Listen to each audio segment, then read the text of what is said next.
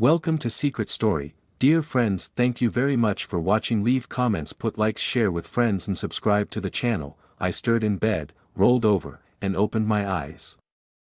I was disoriented, my eyesight was blurry, and I had a pounding headache. I looked around the room and was in my bed, and sweating. The clock read 5:42 a.m. I rolled toward my wife, but she wasn't there. Her side of the bed was not rumpled. My mind quickly cleared as I realized that Kate had not been in bed last night. Where the hell was Kate? My head was pounding with one of the worst headaches ever. I tried to remember last night, but there were only fleeting images flashing through my mind. I was confused. I rolled out of bed very slowly, feeling my way along the furniture to the bathroom. I turned on the night light. It was so bright. It was like a searchlight shining on me, hurting my eyes, and making the pounding in my head worse. I stumbled over my clothes strewn on the bathroom floor and sat hard on the toilet. I tried to focus as I rubbed my legs and arms to awaken my nervous system. I rubbed my face and eyes as I stood up, stepped to the sink, and turned on the water, all from memory that I washed my face and wet my hair, hoping to relieve some of the pain inside, but it didn't help. I dried and looked in the drawer for some pain meds. I popped the double dose, slugged down a glass of water, and then slowly returned to bed. Every step I took pounded in my head like it was a big bass drum that I lay back down, trying to piece together last night. Hoping the pain meds would kick in quickly. Okay, where is Kate? I mustered up the strength to get up, put on some shorts, and went in search of my wife. It was dark as I went down the hall to the guest room. The door was open, and the morning light began filtering through the curtains. I felt my way to bed. The sheets were rumpled, and they were cold. As my hands rubbed across the sheets, I felt a big wet spot in the middle of the bed. Holy, this bed last night. In an instant, I was fully alert. My head was still pounding, but I realized that someone was my wife. That sobered me up quickly. I moved to the bathroom and turned on the light. My wife's clothes from last night were on the floor. The shower door was open, and it was wet inside. 2 damp towels hung over the rack, and I leaned over them, not touching them as I inhaled the scent. One was my wife's, and the other was a man's. I wasn't sure whose it was, but I may have smelled it last night. The meds were kicking in now. My mental fog was clearing. I still had no idea how I got home, nor did I remember much about last night. I remember we had a neighborhood party at Ed and Robin's house. It was a night pool party, but Kate and I had decided not to swim. I walked back down the hall through the house toward the kitchen. I turned on all the lights as I looked in every room, but no Kate. I went to the garage and saw her Honda Civic was gone. I went back inside and made black coffee. I needed it strong. I sat on a bar stool by the island. On the counter, there was a half-empty bottle of tequila, a cut-up lime, and salt shakers with 2 used shot glasses turned mouth down. A telltale sign of what had happened in preparation for some serious that had taken place. As I sat drinking black coffee, my mind began to clear. I remembered meeting new people, friends of Robin's from a few miles away. They were a younger couple. With them was the wife's brother, Keith, a college student helping them get unpacked and settled. He was a swimmer, and as I remember, he had a magnificent body. The 6 women were flirting shamelessly with him. Like most of these parties, the guys didn't care, letting their wives do their thing. We had burgers and all the fixings for dinner, then played a couple of drinking games. I remembered that I had lost many times, and the Jägermeister shots took their toll. I couldn't remember anything that happened after 10:30 when I stumbled through the kitchen to the bathroom and saw the time on the stove. When I came out, the game had broken up. Everyone was in the pool. I looked for Kate, and she was in the pool with the others. What was she wearing? I saw her hanging on Keith's arm. I saw her whisper to him and giggled that I was not thinking straight as I sat down on the lounger, and I must have passed out for the night. I took a deep breath as it became clear that Keith. At least, that is what I think happened. But where was Kate now? I made a Bloody Mary. to help with my hangover. I had to eat something. There was pizza in the fridge, so I nuked it. I heard the garage door open. I chewed my pizza and drank my Bloody Mary as the door opened. Kate walked in looking fresh as a daisy. "Oh, hi, you're up. I thought you would be down for the count till noon." I didn't look at her or say anything. I kept chewing my pizza and looking straight ahead. Kate walked up beside me. "Did you hear me?" I sat chewing my pizza and drinking my Bloody Mary. Kate leaned over in my face, breathing on me. I could smell on her breath, knowing it wasn't mine. "Hey, are you brain dead?" I had done well keeping my emotions under control. But as Kate came in, breathing breath in my face, my anger maxed out. I slowly put the pizza down and pushed the plate and my drink away. I turned toward Kate, pouncing on her. I grabbed her hand and pulled her back down the hall to the living room. I turned her around and pointed down at the wet bedsheets. "Well then, Kate, you're okay with doing that in my house while I'm sleeping. I hope you like it. I'm done with you. Get out of my house now." I pushed her face down. Kate said, "No, no, you're wrong. It's not like that. Let me up." I heard her talking, but she was lying. I knew what I saw and smelled. "Kate and Keith," I let her up. She scrambled away from me with fear in her eyes. My eyes bore laser holes into her. I am sure I had steam coming out of my ears. "I know here, so don't lie to me." "God, Kate, you up. How could you cheat on me? We are done. Get out of my house." I stormed out of the room, leaving her stunned on the nasty bed. I slammed the door, walked out, got in my truck, and drove off, role-playing Kate. Oh, God, I was sitting in our guest room on the bed where I had made my biggest mistake of my life. Yes, I and Keith, it was the most incredible I had ever received. We slept until I woke, afraid Stan would wake up and catch us. We cleaned up, and I drove him to his sister's house. After I dropped Keith off, I drove home.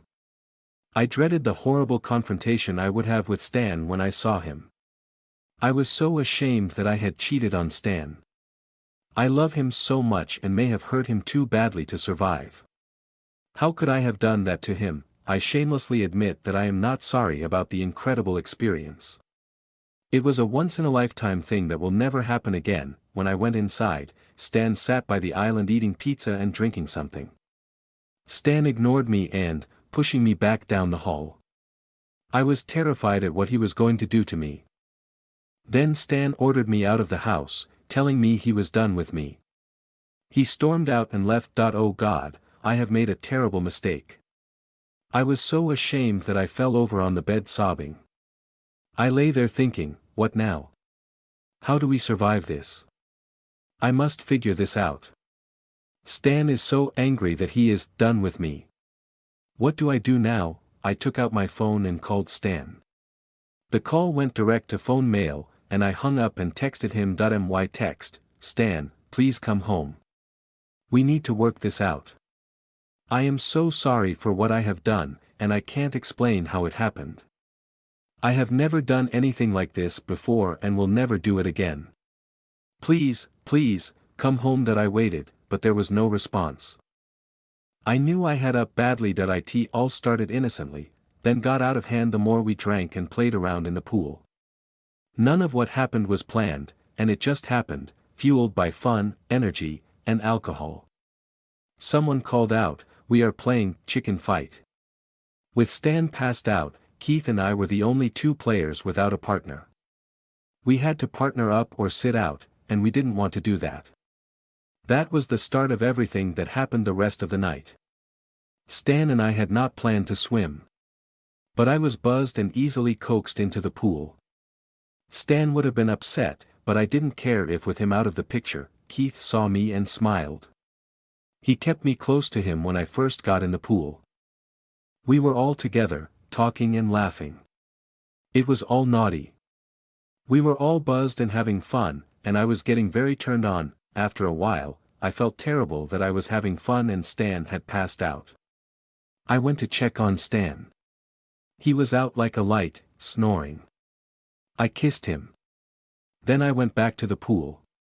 Keith lowered me in, pulling me tight against him. I looked up into his blue eyes. I held back, trying not to react, but my body gave in. Okay, let's play. Ladies. Stan, my man, was passed out, so Keith and I climbed on his shoulders that we were against Alice and Felix. We were equal in size, but Keith was stronger. Alice and I were struggling against each other. Everyone was cheering as we worked. Finally, Keith lunged forward, and I pushed Alice off Felix. She splashed in the pool. A big cheer came from everyone. That was it. Stan was out cold, so I knew I wanted Keith. That I looked over at Stan and had a twinge of guilt but was quickly pulled back into the game. We cheered as the next match started. After a fierce struggle, Robin and Ed won, and we all cheered. Everyone took a break to refill their drinks. Keith pulled me away from the group into deeper water. Keith whispered, "I want." I opened my eyes, looking over at Stan lying on the lounger, unable to do anything for me. I was embarrassed he had passed out. I quickly decided that this was the one night I would ever cheat on Stan. Hopefully, he will be able to deal with it. If not, things could go very badly. I leaned back and looked into Keith's eyes. I want too, separating us a few feet. We have to be careful. These are all our friends, and they will try to protect me from you. We must finish the game, win, then have a championship drink. A few minutes later, I must get Stan home to bed. You volunteer to help me. We will clean up, dress, then carry Stan down the street. Then we won't have to worry about Stan, he will be out for the night. We will use the guest room, and I'll take you to your sister's house in the morning. Kate, I don't want to cause any trouble. You haven't. Stan created his trouble. I need to be tonight. Stan was supposed to do that for me, but he can't, so I chose you. I am unsure how to deal with Stan tomorrow, but that is my problem. I swam away, going over to Stan. I stroked his face, kissed him, and whispered, "You could have had, but you got drunk, so I am giving. See you in the morning." The game continued. After a hard-fought battle, I started to laugh, and Robin was able to push me off. We lost. We had a drink, then I announced, "I need to get Stan home." Keith stepped up and volunteered, "I'll help you, Kate. That way, everyone can continue to party, and I'll head home from there." "Thanks, Keith, you are so sweet." A couple of girls gave me wry looks. Robin came to me. "Be careful, Kate. Keith is dangerous, and you and Stan could get hurt." "I'll be okay." I went inside, put on my jeans and shirt. I came back out. "Robin, I'll get the bowls and silverware tomorrow." "Sure, get Stan home. He got wasted fast tonight." "Yes, he did. He up our night, and I'll deal with him tomorrow." "Don't be too hard on him. You've had a fun time with Keith, haven't you?" "Yeah, but that was supposed to be my husband, not Keith." "Sorry for this, Robin. Thanks for the invite. Keith, let's get my husband home." We helped Stan up. He was not dead weight, so we could get him to walk a little, but Keith half carried him. Once home, we took Stan to the master bathroom. I stripped Stan and washed his face. I put him to bed. Keith and I went to the kitchen. I took a bottle of tequila, 2 shot glasses, and lime and salt. We did a shot, and I kissed Keith. We broke the kiss and did another shot. We looked at each other. I knew what we were about to do was wrong on all levels, but one. The only right one was I wanted it. I looked into Keith's eyes, took his hand, and pulled him down the hall into the guest bedroom. That I closed the door and leaned back against it looking at Keith. Oh, my body shivered, but I was not cold. A pang of fleeting guilt spread over me. My husband is a good man and has always been the best husband. He never cheated on me and always treated me like a queen. Why was I doing this to him? Was it just for getting drunk? It was so wrong that I had a fleeting thought of stopping Keith, but just then, I was lost again. All my thoughts of Stan vanished. I had to, so there was no turning back now. Keith sensed I was ready. What about your husband? No worries, he is out for the night. If he does hear us, he may join in. Now let's get to work. Keith listened and complied. God, Stan. Oh, I said the name of my husband. I was cheating on him. What was I doing? I must be mad. What was wrong with me? I looked at the clock, and it was 5:12 a.m. I looked at Keith on the beside that I knew we could start again, but we couldn't, he had to leave. I pushed up. Looking at him, no more, it was wonderful, but you must go now. I will take you. Clean up, and I will make coffee. I smiled, thank you, get dressed, and I will make coffee. I went to the kitchen. I popped a cup in the Keurig and looked at the clock. 5:33 am. I felt happy. Was satisfied and happy about what had happened, and the real married me was sad and very conflicted about what I had allowed myself to do. For the first time in my life, I had been reckless and irresponsible, disregarding my husband, our marriage, and our future life together. I cheated. What was I to do now? As the cup brewed, I went to my room and put on a tee and shorts. Stan was still out, so I found my sandals in the guest room. I thought I needed to clean this room. Stan would be out for longer, not wanting to get a hangover. I would have time to clean it later. Keith was drinking his coffee and had put in a cup for me, and we stood looking at each other but not talking. Once my mug was ready, we headed for the 10-minute drive to his sister's house. As we drove, fear was present for both of us. What was Stan going to do? We arrived, and Keith looked at me. Thank you. I hope Stan and you will be okay. It was wonderful, something I never thought I would experience. Have a good life, Keith, and thank you. I will also never forget it. There was no kissing as he left my car. I sat for a second, watching him disappear inside. I took a deep breath and sighed. Now what? Home to clean up the evidence. Then, what about Stan? As Stan, I was shocked, disgusted, and fighting mad. I am glad Kate and Keith were not there when I woke up, or someone could be dead, maybe two people. I would be in jail, arrested for murder. Right now, I don't care. My whole life imploded on me, creating a huge vacuum with no air. Everything was whirling around in my head, and I was aimlessly driving to nowhere. The love of my life had exposed her true self to me, and I was ruined. I was so mad when I left. I didn't bring anything with me, clothes, food, or anything. I just needed to be away from that cheating scene. Was all through the house and in my head, and it made me sick to my stomach. After I retched up what little was inside me, I left fast, driving off like a madman, which I was. I pulled into a pilot station to gas up my truck. I bought a beer case, some water, and snacks. I got back on the road, heading away. Thank God it was Sunday. I had to be nowhere, so that is where I went. I drove 2 hours north to a hunting cabin I rented during deer season. I have rented it for 6 years, so it is practically mine. I have the only key and a locked closet to keep some gear and extra clothes. I never thought I would need them like this. On the drive up, I called Tate Smith, the owner. We are good hunting buddies. We are thick, I would say. Tate, buddy, the worst thing just happened.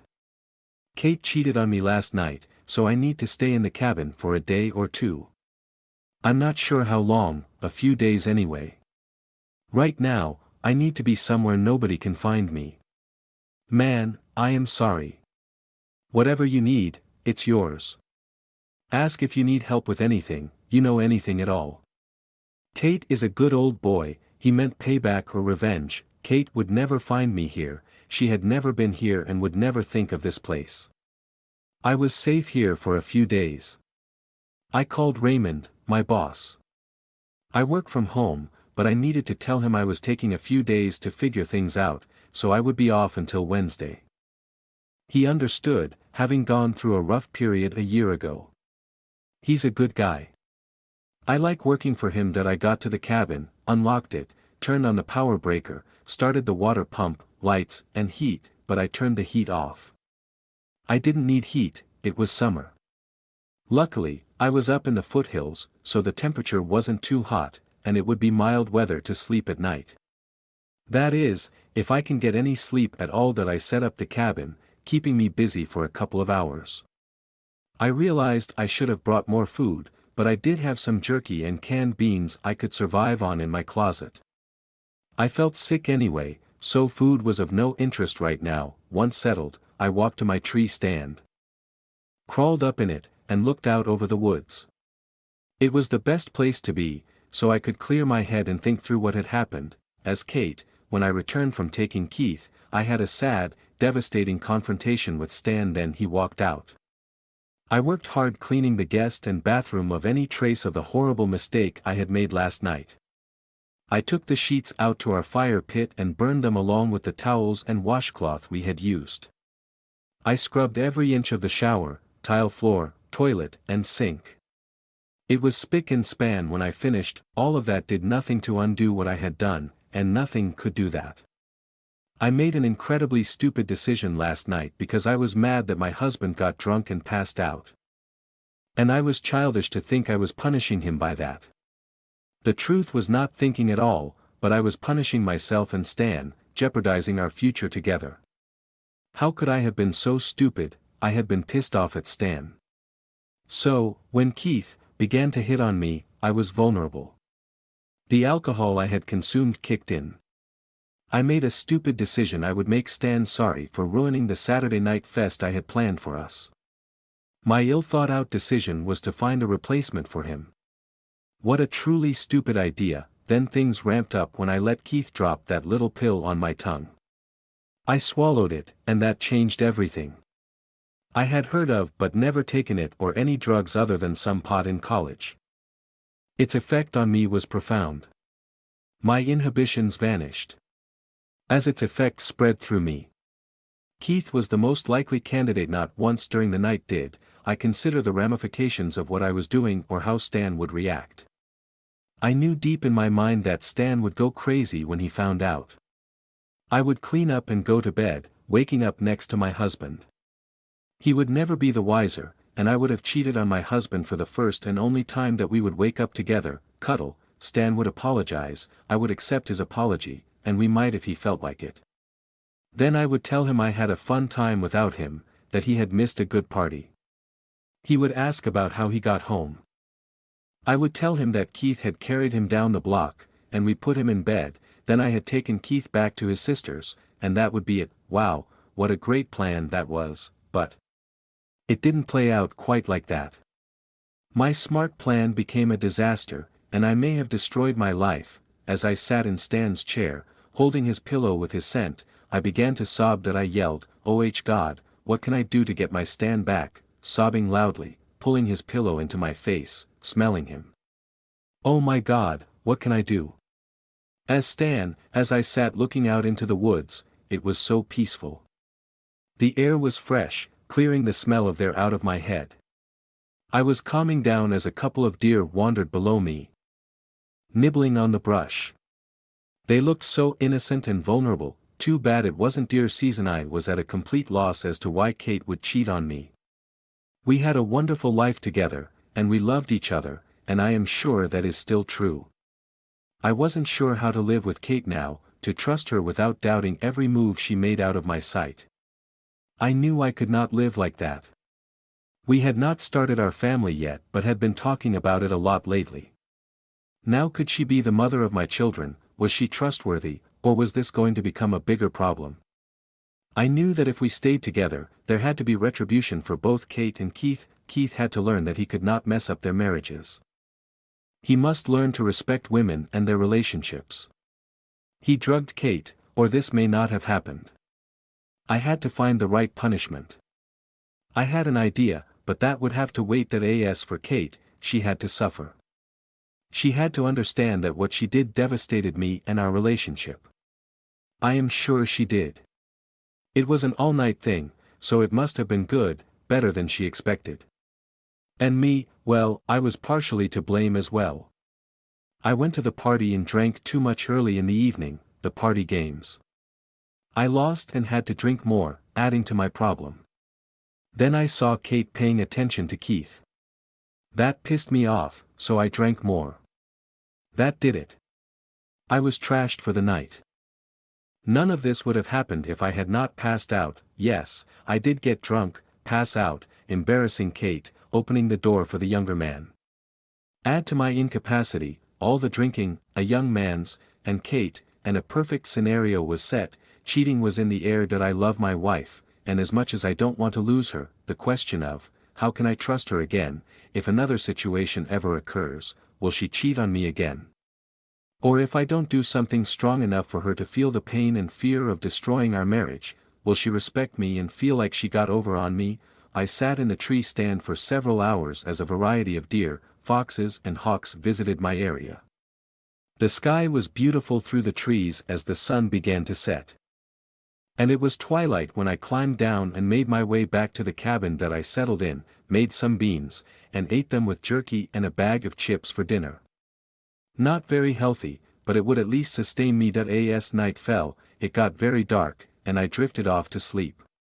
It was a rough night, and my head was full of thoughts. About 3 a.m., I woke after a fitful dream of hate and revenge. I was shaken by what I had seen in my imagination. I wondered if I could be so evil or if my dream revenge was just a fantasy. I pulled out a pad in the cabin and wrote down my dream memories.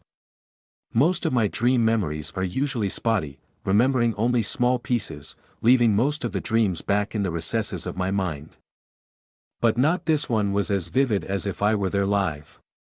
It was a good thing I was still lying on the cot in the cabin, or I would have worried it may have been real. As I wrote, capturing what I had contemplated in my dream, I wondered what revenge I could do to Keith and Kate.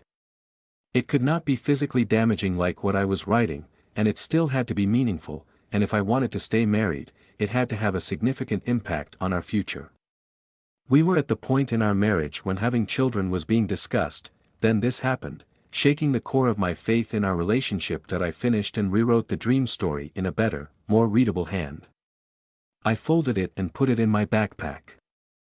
I would let Kate read it later, so she could see how my anger, jealousy, and hate for her actions manifested in my mind. It would shock, frighten, and hopefully shake the hell out of her. My cell didn't work in the woods, so I had been spared the many texts, calls, and emails I would have received from Kate and who knows who else. I knew I had to return soon to get the ball rolling on working things out and planning my retribution. I had decided on the first 2 parts and was initiating them immediately. Point 1 was to meet with Keith and show him what was in store for him if he ever came close to, talked to, or texted Kate again for any reason, however innocent he thought it was. 0 communication. What awaited him if he didn't abide by this rule was an unpleasant visit from some of my Marine buddies that could result in his inability to ever anyone again. Point 2. I would go home and listen to what Kate had to say. Regardless of what she said and whether I believed her, I would call my attorney in her presence and tell him to start divorce proceedings. And if she didn't, it would be a sure sign I should follow through and divorce her. But my real goal here was to show her I was not fooling around or accepting any bullshit reason for what she had done. No excuse or explanation was acceptable. She cheated, period. 3. It would be determined based on how numbers 1 and 2 went and what I decided my retribution would be for each of them. I packed up and left for home, taking the road time to plan what my conversations with Keith and Kate would be. 10 miles into the drive, my cell signal came alive. My phone went wild, pinging over and over as the 30+ messages I had received posted. There were 11 phone mail messages that I ignored them, not wanting to hear any bullshit unless it was straight from Kate's mouth. I stopped for gas, so I scanned through the texts while it was filling up. I stopped on one after passing 20 messages. It was a text from an unknown number, and something made me think this text was from Keith. I opened it. Keith's text, Stan, you may never read this, and I understand that completely. I hope that you do, so you will understand my feeling about what happened last night. There is no excuse for my behavior. I have never done anything like that. I am not an aggressive, cocky man that goes after married women. I cannot explain what happened. It was all the drinks, smoke, and that fueled it all. When Dan gave me the 2 tablets suggesting I might get lucky if I picked the right woman, I was shocked. Since you were passed out, the only woman available was Kate. I took and as we all played in the pool, I kissed Kate. She pushed me away. No, we can't. And that was the start of it all. Most of what happened after that was my fault. You will hear more about it. So I am not wasting your time now. I want to say that I am terribly sorry for what I did to your wife and your marriage. I hope this will help you reconcile with Kate. She loves you and knows she made a major destructive mistake. Give her a chance. As the truck fueled, I reread Keith's message several times. I believed what he wrote and felt when I met him, that he was a good person. Of course, I never considered him a threat to Kate or us. I will give him a point for being direct and telling me his brief story. He also exposed another influence that entered the picture. Dan, my good friend. Or so I thought. He was a good friend, but then he directed Keith to Kate, knowing I was down for the count. Friends protect you, not damage you. So what was that about? I sent a text to Keith. My text: Keith, I appreciate your text and brief statement. It is appropriate that you and I should meet to discuss what happened, face to face, like grown men. I want to do it before I talk with Kate, so it needs to be today. 2 p.m. at Marble Market on Highway 32, 5 miles north of town. You need to come along and be there on time. Keith, there is one more thing. Kate has been told never to communicate with you again. It will be in your best interest to never try to speak to or see Kate again. Last night can just be a memory of your terrible mistake. Thank you, see you at 2 p.m., Stan. Next, I texted my Marine support team. My text: it's on. Meet me tomorrow at 1 p.m. at Marble Market on Highway 32, 5 miles north of town. The target will be there at 2 p.m., and we need him taken before he enters. I got back on the road, not telling Kate I was coming home. I wanted to surprise her. I stopped at the grocery and bought 2 ribeye steaks, a bottle of excellent Jordan Cabernet, plus 2 baking potatoes. Walking to the checkout, I saw a bundle of pink Coronations, and I bought them all in a nice vase. I knew this would give Kate a false sense of hope, just as I wanted that I was not planning to stay, and I was there to have dinner, talk, pick up some clothes and my office gear, then return to the cabin.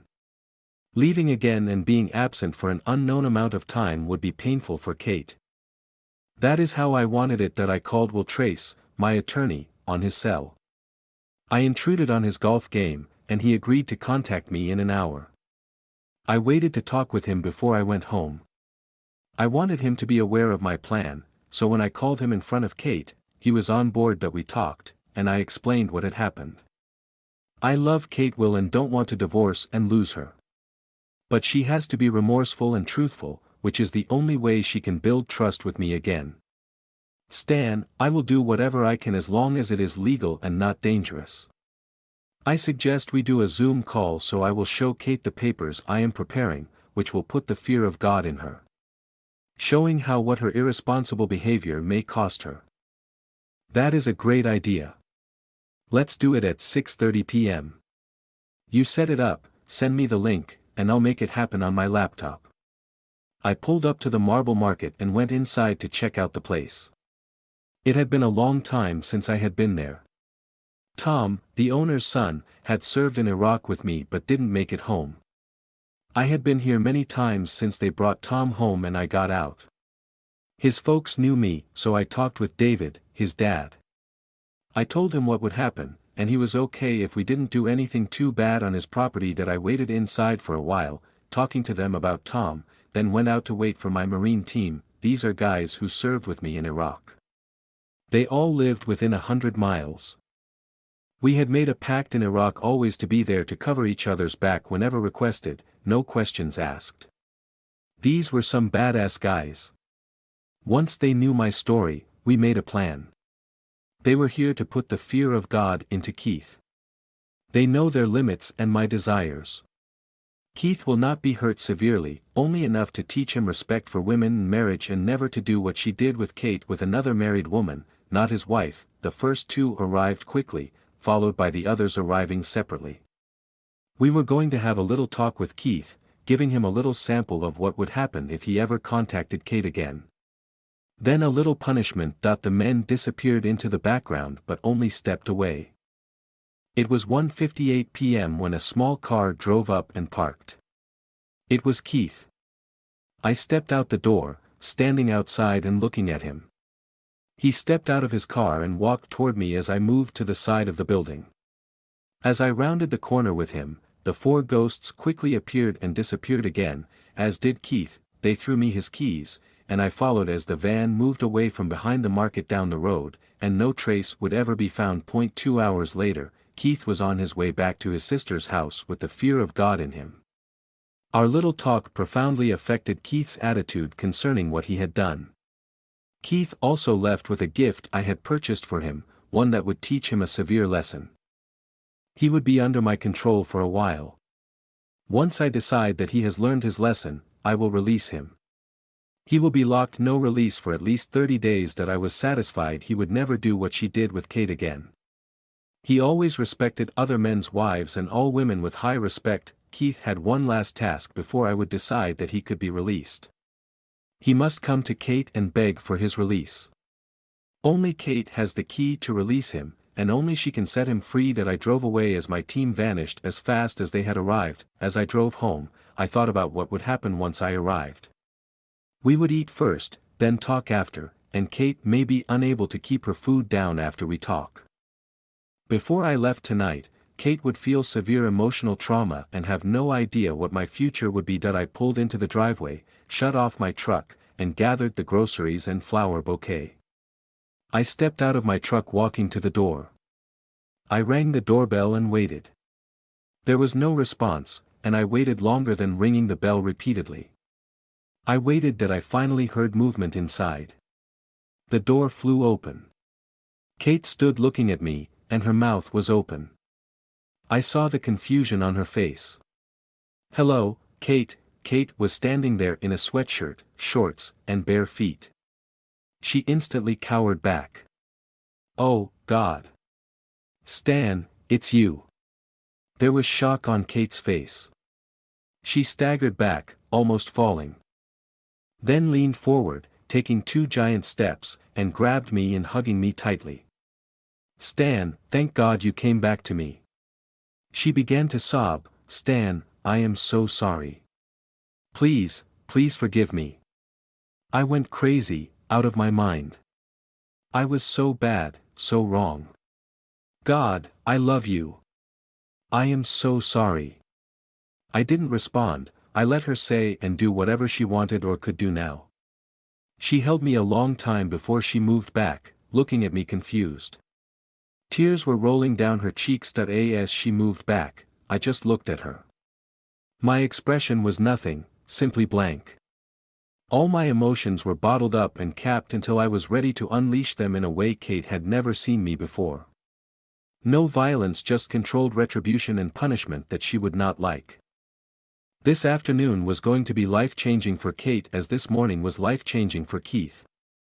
After today, Kate would choose her future with me or without me, and I have decided that whatever decision she makes, I can live with it. Either way she goes, some rules will govern her future, just as there are rules that govern Keith's future. In both cases, I own them both from this day forth until I release them back into their independent and separate lives. That time limit has not been determined yet. It could be for a month, 3 months, or a year. Kate looked at me with a wide mix of emotions playing across her face. I looked at her, smiled, and held out the flowers. "These are for my wife. The woman I love." Kate gasped and took them. "Oh God, thank you, Stan. I love you more than you know." "Yes, we will see about that as today progresses. I held the grocery bag in my other hand. Oh, God. Stan, please come in. This is your house, and you don't need an invitation. Kate moved back out of the door, letting me step inside. That I smiled to myself. I had Kate just how I wanted her, confused and scared, and she would do whatever I told her. That I closed the door. This is our lunch. I handed her the bag. We will prepare it together, then eat, then talk. There will be a few other things that we will get to later. There are new rules for you, Kate, that you must follow to the letter, or I will walk out of your life forever. I will explain everything as we go through the remainder of today. Once today is over, there are two ways things may go. 1. We will agree that we are staying together, and there will be permanent rules that we will live by for the rest of our lives, however long that is. 2. Happens if we do not agree about our future together, I will immediately move out and file for divorce. I heard a gasp escape as the word divorce left my mouth. I saw tears roll down Kate's cheeks. Kate could tell from my tone, which she had never heard before, that I was dead serious about everything I was saying. Then I asked the key question. Kate, you have heard what I have stated. Do you agree to abide by my every rule? Even if you detest it and would never do it in real life? If you have questions, now is the time to get clarification. Once you agree, you will accept everything that happens without questions or discussion. If you do not, I will be gone forever. Kate looked at me, as fear spread across her face. We were standing 3 feet inside our house, looking at each other. I was 100% in control, and she had no choice but to agree, or I was gone. It was not a time to test me. Kate had done that last night and failed. Kate covered her face for a minute, then wiped the tears away and looked at me. A big sigh escaped her lips. She swallowed hard. Yes, Stan, I agree to whatever rules or terms you demand. I owe you that. No, I owe us that. Good, now go into the kitchen and start cooking our meal. I have a few things to do, and I will grill the steaks when I am finished. Without a word, Kate turned and walked away, taking the bag into the kitchen. That I waited until I heard pots and pans moving, then went to my truck to bring in the things I had bought at Priscilla's boutique, an adult emporium of things you cannot even imagine. It was an education, the hour I spent talking and shopping.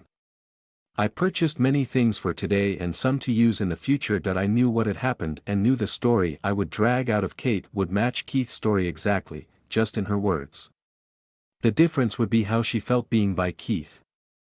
Not what Keith described of how it felt Kate.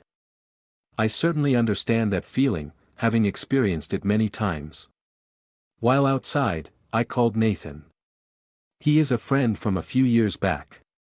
We met at the gym. I have always been in awe of his physique. He had played football. We had become friends, and he had met Kate a few times. We went to a lake cookout once, and Nate couldn't keep his eyes off Kate.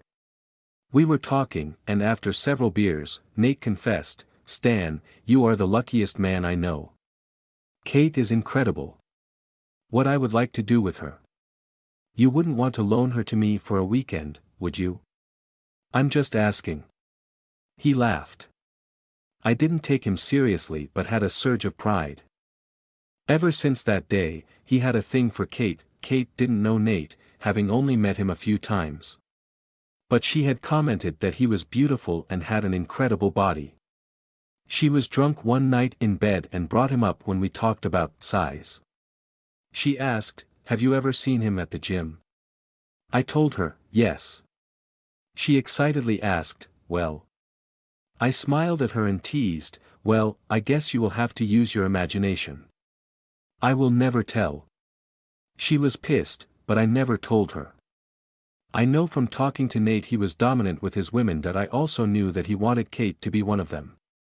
When I thought of what I could do to punish Kate, that I called Nate, told him what had happened, and gave him what he wanted. Kate primarily, but I would be joining in. We made a plan, and I told him the punishment level I wanted him to take her to, but no further. He also understood that this was a one-time thing and would never happen again. once we had set the time for his arrival at 6:30 p.m., I told him to come in by the back garage door. I carried the bags into the guest suite, the same room where she cheated on me. I stripped the big king bed of the covers, leaving only the bottom sheet and several pillows. The four-poster bed was perfect for what I had planned. I closed the door and assembled everything that I mounted 4 small action-activated video recorders around the room to record all the activities. Once I had everything,